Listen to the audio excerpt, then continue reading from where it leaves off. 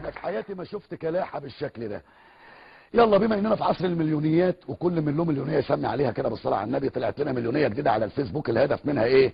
قال لك ان رمضان الجاي ان شاء الله يكون بقى عندنا مليون دقن جديده.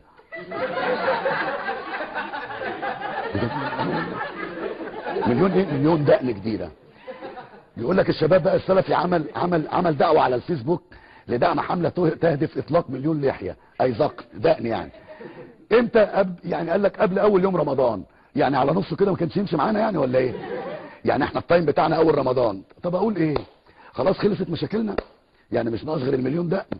طب ما نجوز 10,000 واحد ونرد.